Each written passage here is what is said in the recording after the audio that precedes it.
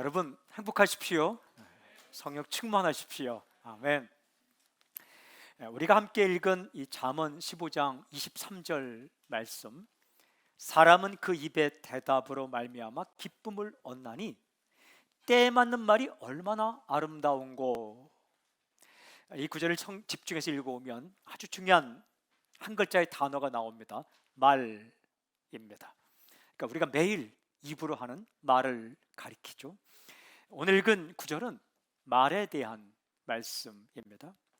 잠언은 이런 말에 대해서 구약성의 어떤 책보다도 넓고 깊게 우리에게 기록하여 전해주죠. 제가 잠언을 읽고 묵상하면서 주제를 따라서 칸을 해놓고 구절을 적어 보았는데요. 그때 단일 주제로 가장 많은 구절이 무엇이었을까요? 말에 대한 것이었습니다. 입, 입술, 혀라는 단어로도 이렇게 기록되죠. 어떤 학자는 10장부터 29장까지의 잠언 기록 가운데 말에 대한 말씀이 20%에 달한다.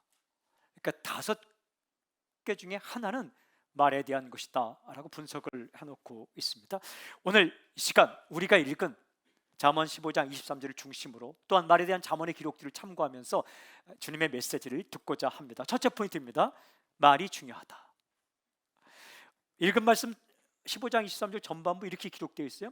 사람은 그 입의 대답으로 말미암아 기쁨을 얻나니. 이 구절 속에는 말과 관련해 아주 중요한 단어가 하나 나오죠. 기쁨입니다. 기쁨. 그러니까 말이 기쁨과 연관성이 있다라는 이런 말씀입니다. 사람이 말 한마디 잘하면 자신도 기쁘고 남도 기쁘게 할 수 있다라는 거예요. 이 말이 기쁨과 연관성이 있다라는 거예요. 우리에게 중요한 메시지를 줘. 말이 중요하다. 그만큼 말이 중요하다는 거예요. 사람의 말 한마디가 사람을 기쁘게 할 수 있고 슬프게 할 수 있고 기분 좋게 할 수 있고 기분 나쁘게 할 수 있다라고 주께서 말씀하시죠. 잠언 18장 21절을 보면 아주 비슷한 메시지가 있어요. 죽고 사는 것이 혀의 힘에 달렸나니 혀를 쓰기 좋아하는 자는 혀의 열매를 먹으리라. 중요한 표현 나오죠. 죽고 사는 것. 그 죽고 사는 게 혀에 달렸다 라는 거예요. 무엇을 말하는지 what to say, 어떻게 말하는지 how to say, 이 내용과 방법에 따라 죽을 수도 있고 살 수도 있다. 자신을 죽일 수도 있고 자신을 살 수도 있고 남을 죽일 수도 있고 남을 살릴 수도 있다라고 기록을 하고 있는 거죠. 말이 그만큼 중요하다는 거예요. 잠언 13장 2절, 사람은 입의 열매로 인하여 복록을 누리거니와 마음이 괴사한 자는 강포를 당하느니라. 이 구절 보면요, 말과 관련한 중요한 표현이 나오죠. 복록. 복록은 쉽게 번역하면 복인데 영어성에는 good things 돼 있어요. 좋은 것들, 아주 좋은 것들. 말 한마디 잘하면 그런 좋은 것을 얻을 수 있다. 근데 공동번역을 제가 좋아하는데 공동번역 보면 이렇게 번역하고 있어요. 좋은 것을 먹는 것은 말을 잘한 덕분이다. 이렇게 했어요. 그러니까 말을 잘하면 좋은 것을 먹을 수 있다. 남편들은 잘 기억하시길 바랍니다. 자녀들도 잘 기억하시길 바랍니다. 본인이 요리를 하지 않는 사람은 철저히 기억할 어떤 말을 하는가에 따라서 다음 회차 메뉴가 달라진다는 거. 공동 번역이 참 잘 번역하고 있었어요. 좋은 것을 먹는 것은 말을 잘한 덕분이다. 잠언 18장 20절 이렇게 기록되어 있어요. 사람은 입에서 나오는 열매로 말미암아 배부르게 되나니 곧 그의 입술에서 나오는 것으로 말미암아 만족하게 되느니라. 여기 가장 중요한 단어가 뭐냐면 만족. 만족은요, 행복한 경험입니다. 부족함이 없다. 이 경험적으로 행복한 거예요. 만족하다. 누가 가장 행복한 사람일까요? 많이 가진 자? 아닙니다. 만족할 줄 아는 사람. 근데 이 만족이란 행복한 경험이 무엇으로 말미암아? 말 한마디로 말미암아 이런 경험을 할 수가 있다. 말 한마디 듣고 정말 만족한 경험을 할 수 있다라는 말씀입니다. 말이 이렇게 중요해요. 잠언을 찾아보니까 말이 관계를 깨뜨릴 수도 있고 관계를 세울 수도 있고 공동체를 파괴할 수도 있고 공동체를 세울 수도 있고, 그리고 말이 생명의 샘이 될 수도 있고 죽음의 샘이 될 수도 있다. 이렇게 말씀하죠. 근데 중요한 것은요, 우리가 서툴다는 거예요. 당신의 나이가 어떻게 됩니까? 한 40년 사셨습니까? 30년?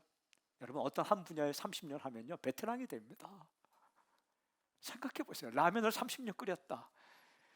물 끓는 소리만 들어도 라면을 그만 끓일 때 알 때는 알아야 됩니다. 30년 라면을 한결같이 끓였는데 이걸 뭐 퉁퉁 불게, 이거는 아니죠. 적어도 16년만 해도 달인이 되는데 근데 우리는 50년을 말하고도 서툴러요. 그것도 한 번 말하는 것도 아니에요. 하루 종일 50년. 근데 오늘 성경에서 말하는 기쁨도 주지 못하고 만족함도 주지 못하고 밥도 얻어보지 못하고 이렇게 살 때가 한두 번이 아니에요. 참 서툴다. 저도 이번에 이 말씀을 묵상하면서 저는 또 얼마나 많은 말을 합니까? 그런데도 아직 서툴다라는 생각을 많이 하게 돼요. 질문이 생겼어요. 어떤 말을 해야 하는가? 어떻게 해야 되는가? 이런 질문. 오늘 두 번째 포인트입니다. 때에 맞는 말을 하다. 우리가 함께 읽은 잠언 15장 23절은 전반부에서 말이 중요하다라는 말씀하신 이후에 바로 이어서 후반부에는 우리가 해야 할 말에 대해서 이렇게 말씀하세요. 때에 맞는 말이 얼마나 아름다운고. 그러니까 때에 딱 들어맞는 말을 해야 된다. 영어성에는 a timely word라 했어요. timely, 타임에 딱딱 맞는 그런 말. 또 an apt answer, 그러니까 적당한 대답. 정말 기가 막히게 딱 들어맞는 대답. 어떤 양복 디자이너가, 재단사가 딱 옷을 했는데 입으니까 딱 들어맞는다. 할 때 굿, 정말 잘 맞는다. 우리가 말을 했을 때 어떻게 이렇게 때에 딱 맞지? 상황에 맞지? 이런 말을 해야 한다라는 거죠. 상황에 딱 맞는 말, 대상에 딱 맞는 말, 그때에 딱 맞는 말, 이게 말 중에 최고의 말이다. 잠언 25장 11절에 보면 이렇게 또 기록되어 있어요. 경우에 합당한 말은 아루새긴 은쟁반에 금사관이라. 은으로 아루새긴 쟁반에 금으로 만든 사과가 있는 것 같은 말이 경우에 합당한 말이다. 경우에 합당함이란 알오프니우라는 히브리어는 적시에, 딱 맞는 때에 딱 맞는 일. 우리가 읽은 15장 23절에 있는 때에 맞는 똑같은 뜻이에요. 히브리어 베이토인데 이게 의미가 비슷해요. 해야 할 때 하는, 이렇게 번역을 해야 할 때 하는 이런 거죠. 그러니까 때에 맞는 말을 하다, 이게 인생 지혜라는 거예요. 잠언에서 추천하는 인생 지혜, 때에 맞는 말을 하다. 때에 맞는 말을 하게 되면 사랑을 받게 되죠. 존경을 받게 됩니다. 질문이 있어요. 그렇다면 때에 맞는 말은 구체적으로 어떤 말일까? 중요한 질문이죠. 때에 맞는 말은 구체적으로 어떤 말일까? 두 종류로 나뉘더라고요. 하나는 일반적으로 어느 때나 해당하는 때에 맞는 말이 있어요. 이게 한 95% 정도 돼요. 그러니까 어느 때나 맞을 수 있는 그런 때에 맞는 말, 우리가 하는 말 가운데 95% 정도는, 그러니까 모든 상황에 적용되는 말, 그런 말이 있어요. 이게 때에 맞는 말이에요. 잠언에 기록된 말에 대한 구절들 제가 찾아서 읽어보니까 비추, 추천하지 않는 말이 있고 강추, 강하게 추천하는 말이 있더라고요. 이게 100이면 100인데 95% 정도 모든 때에 맞는 말이 있어요. 그런 말을 해야 된다. 먼저 비추하는 말 5가지가 나와요. 너무 많은 말, 그 다음에 함부로 하는 말, 그 다음에 화내며 하는 말, 너무 급하게 대답하는 말, 남에 대하여 하는 말, 이건 비추하는 말. 어느 때나 해서는 안 되는 거예요. 어떤 때에도 이런 말은 해서는 안 된다. 한 구절만 찾아볼게요. 먼저 너무 많은 말 하지 말라. 잠언 10장 19절. 말이 많으면 허물을 면하기 어려우나 그 입술을 제어하는 자는 지혜가 있느니라. 말이 많으면 실수가 많다. 우리 이렇게 말할 때가 있어요. 이 말은 내가 할 말은 아닌데, 그럼 해서는 안 된다는 거예요. 또 이렇게 말하죠. 내가 여기서 끼릴 자리는 아닌데, 그러면 끼어서는 안 된다는 거예요. 얼마 전 대정부 질문을 이렇게 보는데 이렇게 질문해서 말하더라고요. 내가 할 질문은 아닌데, 그 다음 질문 하면 안 돼요. 하면서 창피를 당하더라고요. 우리가 하면서 너무 많은 말을 할 때가 있다. 오늘 설교는 길지 않습니다. 그런데 혼자 많은 말을 하게 되면 어떤 일이 일어나는가? 상대방이 해야 할 기회를 빼앗아 버려요. 할 말이 있는데 어느 모임에서 나 혼자 말을 많이 하게 되면 누군가 기회를 빼앗게 되는 거죠. 또 말을 많이 하다 보면 과장을 하게 돼요. MSG라고 해서 이게 막 종이를 치게 되죠. 또 어떨 때는 허풍을 떨게 돼요. 있지도 않은 것을 조금 첨가하는데, 사람이 참 희한한 게 처음에는 첨가하면서 이건 있지 않던 일인데 하다가 나중에 한 10번 20번 하면 진짜 있었던 일로 착각을 하게 되는 거예요. 거짓을 말하게 되는 거죠. 또 한 가지는 너무 많은 말을 하다 보면 호언장담하게 되고 약속을 많이 하다 보면 비난을 받을 수 있다는 거예요.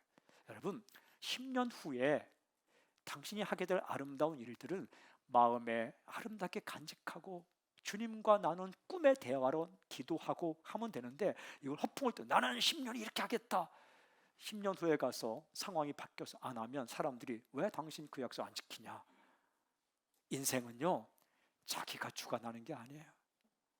7번째 지혜를 듣게 되겠지만, 사람의 마음을 계획할지라도 그 걸음을 인도하시면 하나님이시기 때문에 하나님과의 아름다운 비밀의 약속들을 하고 성실하게 살아가고, 그때 가서 그 행동을 하면 되는 것이지, 그것을 그렇게 떠벌리듯이 할 때에 비난을 받을 수 있으니까 너무 많은 말을 입 딱 다물고 사는 것은, 그것은 옳지 않지만 너무 많은 말을 하는 것, 이것은 비추한다. 두 번째는요, 함부로 말하지는 것.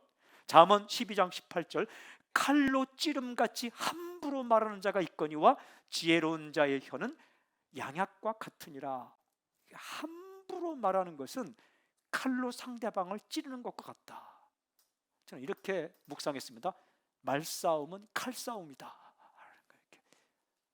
함부로 말하는 것, 자신은 뒤끝이 없다고 말하지만 함부로 말하면 그 듣는 사람은 얼마나 많은 상처를 받는지 몰라요. 예의 없이 상대방을 무시하면서 그런 말은 해서는 안 된다. 상처가 된다라는 거예요. 어떤 사람의 인격을 비하하면서 한번 겉에 있는 사람들이 까르르 웃지만, 웃는 사람은 웃지만 그 대상이 된 사람은 얼마나 마음이 아픈지 몰라요. 그런 말은 비추하는 말. 세 번째가 화내며 하는 말. 잠언 15장 18절, 분을 쉽게 내는 자는 다툼을 일으켜도 노하기를 더디하는 자는 시비를 그치게 하느니라. 어떤 말도 화내면서 하면 안 된다. 그러면 다툼이 일어난다. 제가 어느 식당에서 밥을 먹고 나오는데 희한한 광경을 보게 되었어요. 앞에 있는 사람 둘이 카드를 가지고 내가 내냐 이렇게 막 오늘 내가 되겠다, 내가 되겠다, 내가 아름다운 광경이다, 이 아름다운 광경 하고 있는데, 한참을 그랬는데 카드를 내니까 그 뺏어서 주인 어른 이거 내게 해주세요 하다가 한 사람이 이렇게 말하더라고요. 내가 낸다니까. 옆에 사람은 네가 돈이 어디 있어? 나 무시하는 거야? 둘이 정말 싸우더라고요. 그랬더니 마지막 대화가 뭔지 아십니까? 왜 나에게 화를 내? 누가 내고 얼마냐는 다 지나가 버렸어요. 왜 나에게 화를 내냐? 여러분, 그러면 화내며 말하면 무엇을 가지고 화내는지 남지 않아요. 화난 얼굴, 그 분위기, 그 인상, 그것만 남는 거예요. 화가 날 때는 어떻게 할 것인가? 입 딱 다물고 몇 날 며칠을 내가 어디 말하는 거 보라 이렇게 추천하진 않아요. 화가 날 때는 즉시 그 순간만큼은 참으라는 거예요. 그리고 조금 식었을 때 차근차근 부드럽게 이야기하라 라고 말씀하시는 거예요. 당신은 화가 났는데 풀 화가 났는데 그 화가 한 일주일 동안 화난 상태로 산다. 대단한 사람입니다. 사람은요, 화가 푹 났다가 이게 식을 때가 그때 이야기하라 라는 거예요. 순간에는 참고 그 화가 잦아들면 부드럽게 이야기하라. 네 번째 비추는 너무 급하게 대답하는 말. 잠언 18장 13절, 사연을 듣기 전에 대답하는 자는 미련하여 욕을 당하느니라. 남의 이야기 들을 때는 사연을 다 듣고 대답하라. 우리 이렇게 말할 때가 있어요. 누가 얘기하면 말을 끊으면서 알았어, 알았다니까, 이런 얘기잖아 라고 해서는 안 된다. 저희 같은 사람들이 이게 정말 조심해야 될 것들이에요. 사람을 많이 만나다 보면 이게 상황이 정리가 되잖아요. A 케이스, B 케이스, C 케이스, D 케이스 하면 이렇게 말할 때는 아, 이런 얘기구나. 그래서 알았어요. 내가 대답을 줄게. 이렇게 하지 말라는 거예요. 그러면 창피를 당할 수 있다. 뒤에 얘기가 다를 수도 있다라는 거예요. 그리고 진짜 중요한 것은 뒤에 나올 수도 있다. 경청하라는 거예요. 사연을 듣고 얘기하라. 다섯 번째 비추가 남에 대해 이러쿵저러쿵 말하지 말라. 잠언 26장 22절, 남의 말하기를 좋아하는 자의 말은 별식과 같아서 뱃속 깊은 데로 내려가느니라. 남의 말하는 것과 남의 말 듣는 것, 비밀 듣는 것은 별식이 뭐예요? 특식입니다. 특별한 음식과 같다. 사랑하는 여러분, 우리 매일 밥 먹고 살아요. 물론 빵 먹고 사시는 분도 계시겠지만 매일 먹는 밥은 잘 기억이 잘 안 돼요. 여러분, 어제 먹은 밥 한 공기와 오늘 먹은 밥 한 공기가 구별이 되나요? 잘? 미미한 차이. 그런데 특별한 음식을, 어느 특정한 장소에서 특별한 음식 먹은 건 기억이 돼요. 1년 전에 우리 그 식당에서 그거 먹었지. 그게 별식이에요. 특식이에요. 근데 남의 말 듣는 것은 그런 별식과 같다. 뱃속 깊숙한 데 들어가는, 뱃속 깊숙한 곳에 들어가는 것처럼 기억에 확 남는다는 거예요. 이게 참 신기한 게, 남의 말 이러쿵저러쿵 들으면 이게 기억에 깊숙한 저장고로 들어가서 이게 정말 거기서 또 포장이 돼요. 그렇게. 이 꿀재미가 있는 거예요. 이게. 그런 거 하지 말라 이렇게 말씀하세요. 두루다니며 험담하는 사람은 사귀지도 말라는 잠언서에 말씀이 있더라고요. 그러니까 누가 와서 봐봐, 그 사람이 그렇다 하면 친구로 삼지 말라 라고, 그 정도로 이 두루다니며 험담하는 사람은 공동체를 파괴한다. 이런 말들은 해서는 안 된다. 이건 어떤 상황에서도, 어떤 기회에서도, 누구에게도 해서는 안 되는 말이다. 일반적으로. 그러면 모든 상황에 합당한 해야 되는 말은 무엇일까? 그것은 잠을 찾아보니까 두 가지로 압축되더라. 하나는 진실한 말, 또 하나는 부드러운 말. 내용은 진실하게, 방법은 부드럽게. 잠언 12장 19절, 진실한 입술은 영원히 보존되거니와 거짓 혀는 잠시 동안만 있을 뿐이니라. 거짓으로 말하면 잠시 동안은 넘어가지만 잠깐이라는 거예요. 잠깐. 계속 숨길 수는 없다. 그래서 진실한 입술이 영원히 보존된다. 솔직하게 이야기하는 말을 하라는 겁니다. 그 다음에 두 번째는 부드러운 말. 잠언 15장 1절, 유순한 대답은 분노를 쉬게 하여도 과격한 말은 노를 격동하느니라. 부드럽게 대답하라. 화내지 말고, 겁먹지 말고, 그냥 진실하게, 그런데요, 아닌데요, 그냥 대답하면 된다는 거예요. 하나만 더 읽을게요. 잠언 25장 15절, 오래 참으면 관원도 설득할 수 있나니 부드러운 혀는 뼈를 꺾느니라. 여기 과격하게 말하거나 함부로 말하지 말라고 말씀하시는 그 하나님께서 끈기 있게 예의를 갖추어서 부드럽게 말하면 뼈도 꺾을 수 있다. 그래서 관원도 설득할 수 있대요. 관원은 임금을 가리킵니다. 사람이 끝까지 부드럽게 포기하지 않고 잘 말하면 리더의 마음을 변경시킬 수 있다. 제일 마음 바꾸기 힘든 대상이 그 당시 왕입니다. 왕은 호령하는 자, 왕의 결정은 법이에요. 그런데 부드럽게 이야기하고 끈기 있게 이야기하면 왕의 마음도 바꿀 수 있다, 설득할 수 있다. 화내버리면 그냥 끝나버린다는 거예요. 그냥. 하지만 정말 끝까지 이야기하면 이게 정말 사람의 마음을 바꿀 수 있다라는 거예요. 이것은 어느 경우에나 해당되는 말입니다. 누구에게나 해당되는 말입니다. 비추하고 강추하는 일반적인 때에 맞는 말에 대한 말씀이 잠언에 기록되어 있습니다. 그런데 오늘 우리가 읽은 잠언 15장 23절에 때에 맞는 말은 조금 더 깊은 의미를 지니고 있는 거예요. 모든 상황에 적용되는 말, 모든 사람에게 적용되는 말, 그 말 이외에 한 100이면 5경우 정도, 5% 혹은 3% 정도는 이런 말을 가리킵니다. 아주 특정한 상황에서 바로 그 사람에게 꼭 해야 하는 말, 아주 특정한 상황에서 바로 그 사람에게 꼭 해야 하는 말. 우리 그럴 때가 있잖아요. 어떤 사람 만났는데 이 상황 가운데 어떤 말을 해야 될지 모를 때가 있잖아요. 정말 고민될 때. 저는 나이 어린 나이에 세상을 떠난 장례식에 참석해서 그 부모를 만날 때에 정말 고민돼요. 무슨 설교를 하지? 무슨 말을 해야 되지? 가까운 현대 아산에서 아주 오래전에 정말 29살 청년 자매가 소천했을 때, 사랑하던 청년부의 청년 자매 소천했을 때 장례식을 집례하러 갔는데 무슨 말 해야 될지 모르는 거예요. 적어도 몇십 년을 이야기하고 설교하고 정말 성령 집회하면서 1시간, 2시간, 3시간 동안 정말 그렇게 설교하던 저였는데 가서 무슨 설교를 해야 될지 모르겠더라고요. 무슨 얘기를 해요?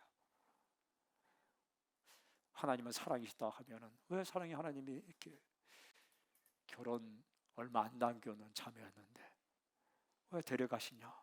정말 그럴 때가 있는 거예요. 그럴 때가. 그래도 그때 무슨 말을 하긴 했어요. 정말 기도하고 했어요. 정말 기도하고 했어요. 하나님께서 그 가족들의 마음 가운데 위로를 주시더라고요. 그런 게 말이에요. 해야 되는데 그 대상에게 그때에 어떻게 말할지 모를 때가 있는 거예요. 화내는 말도 아닌데, 함부로 하는 말도 아닌데, 남 험담하는 말도 아닌데, 많이 하는 것도 아닌데, 내가 부드럽게 얘기할 건데, 진실을 얘기할 건데, 무엇을 어떻게 해야 될지 고민될 때가 있는 거죠. 그때에 어떻게 때에 맞는 말을 할 것인가, 이것이 굉장한 숙제. 그 질문, 때에 맞는 말을 하려면 어떻게 해야 할까? 제가 이 궁금증을 가지고 다시 잠언을 읽어보았습니다. 이것이 셋째 포인트입니다. 내 마음을 지키라. 하나의 원리를 말씀하여 잠언 4장 23절 24절 모든 지킬 만한 것 중에 더욱 네 마음을 지키라. 생명의 근원이 이에서 남이니라. 구부러진 말을 네 입에서 버리며 비뚤어진 말을 네 입술에서 멀리하라. 여기 보면 굉장히 중요한 두 가지 단어가 나와요. 마음이란 단어와 말이란 단어예요. 무슨 뜻입니까? 마음과 말이 깊은 연관성이 있다는 거예요. 말이 뭐냐? 마음의 생각과 느낌의 표현이에요. 마음의 생각과 느낌을 표현한 게 말이죠. 그러니까 말은 마음에서 나와요. 말은 입에서 나오는 게 아니라 마음에서 나와요. 그러니까 말을 잘할 수 있는 비결은 마음을 지키는 것이다 라는 거예요. 마음이 사나워지거나 비뚤어지면, 마음이 사나워지거나 비뚤어지면 사나운 말이 나오고 비뚤어진 말이 나온다. 여기 잠언 4장 24절에 되어 있죠. 비뚤어진 말, 구부러진 말. 마음이 구부러져 있으면 말이 구부러지게 나온다는 거예요. 마음이 삐뚤어져 있으면 비뚤어진 말이 나온다는 거예요. 마음이 시기심으로 가득 차 있으면요, 그냥 툭툭 그런 말이 나와요. 하지만 마음에 사랑으로 가득 차 있으면 이 말이 달라지는 거죠. 잠언 10장 11절 12 이런 말씀이 있어요. 의인의 입은 생명의 샘이라도 악인의 입은 독을 머금었느니라. 미움은 다툼을 일으켜도 사랑은 모든 허물을 더 가리느니라. 의인, 정말 하나님 보시기에 아름다운 마음을 가진 사람이 되면 그에게서 나오는 말은 생명의 샘이 된다. 하지만 악인, 하나님 보시기에 좀 악한 마음, 악한 삶을 살아가는 사람에게는 그에서 나오는 말이 독을 머금었다, 독을 품었다 라는 거예요. 미움을 품고 있으면 다툼이 일어나고, 사랑을 품고 있으면 허물을 덮어주는 그런 역사가 일어난다. 마음이 중요하다. 여러분, 마음에 정말 은혜가 꽉 차 있으면, 이 은혜가 꽉 차 있으면 말이 달라지는 거예요. 지나온 인생들이 있죠. 여러분 지금까지 살아온 인생이 있죠. 이 살아온 인생에 대해서 하나님의 은혜였어. 내가 태어나서 지금까지 살아온 순간순간이 힘든 일도 있고 좋은 일도 있었지만 그래도 하나님의 은혜였어. 내 인생은 실패한 게 아니라 조금 어려웠을 뿐이고 하나님이 지금까지 아름답게 내 인생을 인도했어. 나는 정말 사랑을 많이 받았어. 빈손으로 태어났는데 부모님이 나를 사랑해 주셨고, 그리고 나는 아무것도 몰랐는데 수많은 사람들이 내 인생을 도와주었어. 내가 내셀 것 없지만 나는 그렇게 살아왔어. 은혜야 라는 마음이 있으면 어떤 말을 할까요? 엄마 고마워, 아빠 고마워, 선생님 고마워, 하나님 고마워, 이런 말이 나오는 거죠. 하지만 마음에 내 인생은 정말 아니야, 지금까지 나는 정말 내 인생, 그런 마음이 있으면요 하는 말마다 불평, 짜증, 독을 품게 되겠죠. 어떻게 인생을 해석하는가에 따라서 말이 달라지는 거예요. 지금 현재 있는 삶에 대해서 하나님의 선물이야. 하나님은 계획을 가지고 계셔. 은혜가 넘치고 사랑이 넘치고, 내 곁에 있는 사람들이 나를 많이 생각하는구나, 사랑이 넘치면 그 입에서 나오는 말이 부드러울, 그리고 믿어주는 사람들 앞에서 정직하게 말할 수 있는 거죠. 그죠? 이 사람이 나를 믿어주지 않는다 하면 속이기 시작하지만, 이 사람이 나를 잘해주기 위해서 여기 있다 하면 정직하게 실수를 인정할 수 있는 거죠.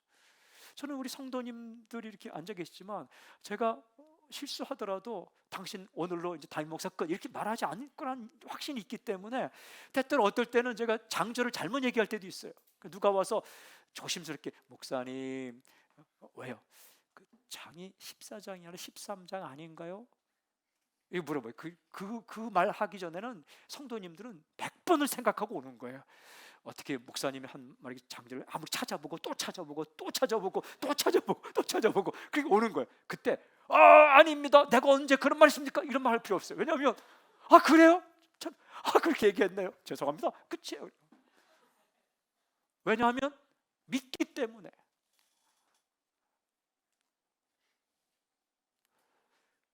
사랑하고 있다는 걸 알기 때문에. 그런 마음이 있으면 우리의 말이 달라진다는 거예요. 고마워요. 성경을 많이 읽으셨네요. 설교 시간에 졸지 않으셨네요. 잘 들으셨네요. 감사해요. 다음에 또 찾아주세요. 그럴 수 있는 거죠. 어디 목사가 하는데 그렇게 토를 달아 이러면 이제 수치로 가는 거죠. 근데 그 마음이, 그게 말이 마음에서 나온다는 거예요. 사랑받는 느낌, 사랑하고 있다는 확신, 우리는 한 가족이라는 확신, 그런 확신에서 엄마의 말을 들을 때도 엄마는 나를 사랑해 라는 전제가 있으면 무슨 말을 해도, 무슨 말을 들어도 괜찮은 거예요.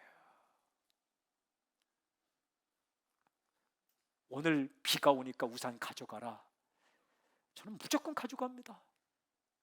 때로는 엄마의 무릎 증상이 기상청의 예보보다 훨씬 정확할 때가 많아요. 무릎이 아프니까 비가 올 것 같다. 마음. 근데 이 마음을 어떻게 우리가 은혜 충만하게, 사랑 충만하게 간직할 수 있을까가 숙제죠. 이 질문에 대해 예수님께서 이렇게 말씀하셨어요. 마태복음 10장 19절 20절, 너희를 넘겨줄 때에 어떻게 또는 무엇을 말할까 염려하지 말라. 그때 너희에게 할 말을 주시리니 말하는 이는 너희가 아니라 너희 속에서 말씀하시니 곧 너희 아버지의 성령이시니라. 우리를 홀로 내버리지 않고 성령님을 보내주셨는데 넘겨줄 때 곤란한 상황이죠. 우리가 이렇게 누구에게 넘겨졌다, 이건 정말 피 끓는 상황이죠.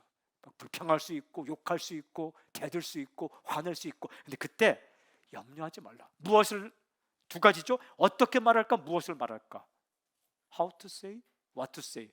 어떻게 말할까, 말하는 방법론. 무엇을 말할까, 말하는 내용.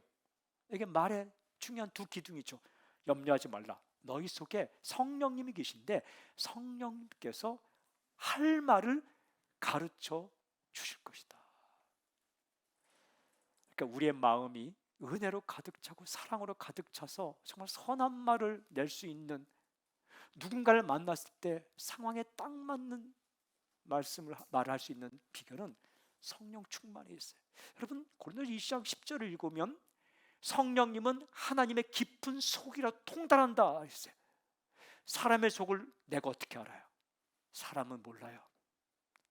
조금은 알지만 그의 표정과 그의 말과 행동을 통해 아프구나, 슬프구나, 기쁘구나 짐작할 수 있지만 100% 알 수는 없어요.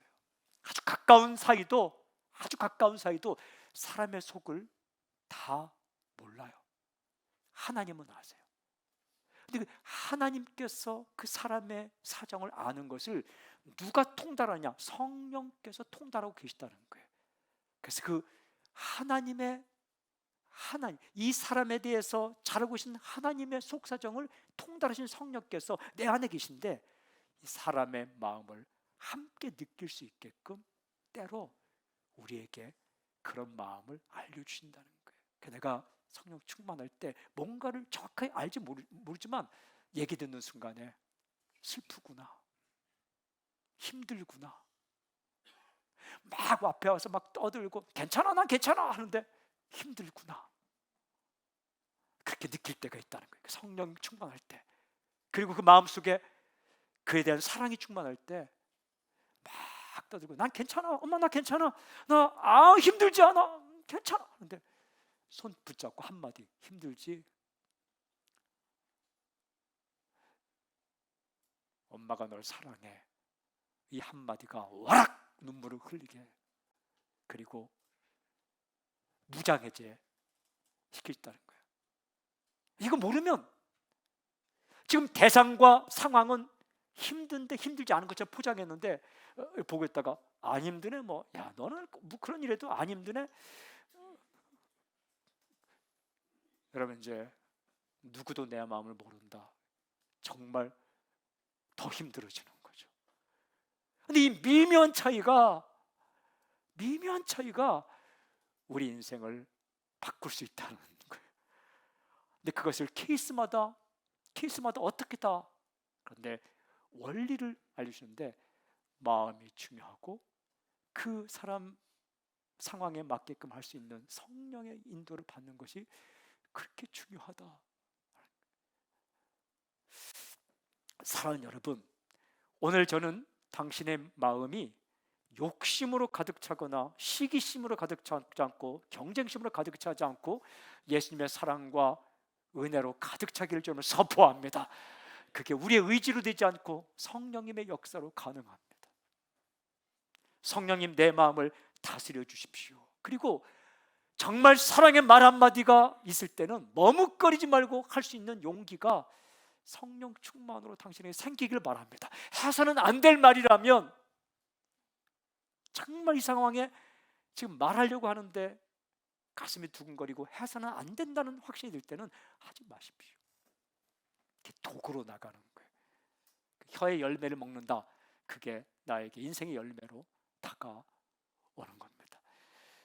우리 말하는 중에도 기도하십시오. 하나님, 내가 이 말을 통해 만족, 기쁨, 복록, 관계를 회복할 수 있도록 내 입을, 마음을 붙잡아 주십시오. 누군가를 만나기 전에 갈 때도 기도하고 가십시오. 성령님, 할 말을 가르쳐 주십시오. 그리고 내 입술이 거칠지 않도록, 함부로 말하지 않도록, 남에 대해 사실도 확인하지 않고 그냥 들은 얘기를 가지고 험담하지 않도록, 내 마음에 사랑이 가득 차도록, 은혜로 가득 차도록. 당신의 인생을 바라보며 내 인생은 은혜였어, 지금까지 살아온 것, 지금도 하나님이 나를 사랑하셔, 그리고 앞으로도 하나님은 나를 버리지 않을 거야, 이 마음으로 가득 차 있으면 말하는 것마다 긍정적이고, 그리고 말하는 것마다 소망의 이야기를 할 수 있는 거예요. 어떤 사람 만났어도 희망의 이야기를 할 수 있는 거예요. 희망의 이야기, 절망이 아니라 희망, 깨어짐이 아니라 하나됨의 이야기를 할 수가 있는 거죠. 저는 선포합니다. 오늘 잠언에서 이야기하는, 비추하는 일반적인 모든 상황에 해당되는 추천하지 않는 말은 아예 입에서 사라지길 바라고, 그리고 강력 추천하는 부드러운 말과 진실의 말이 당신의 입술에 있기를 주님 선포합니다. 그리고 우리가 매일 만나는 소중한 사람들의 대상에 맞게, 상황에 딱 맞게, 그때에 딱 맞게 내 말을 할 수 있는 놀라운 은혜가 성령의 역사로 말미암아 당신에게 임하기를 주님을 선포합니다. 할렐루야. 할 말을 가르쳐준 주님을 찬양합니다. 아멘. 아멘.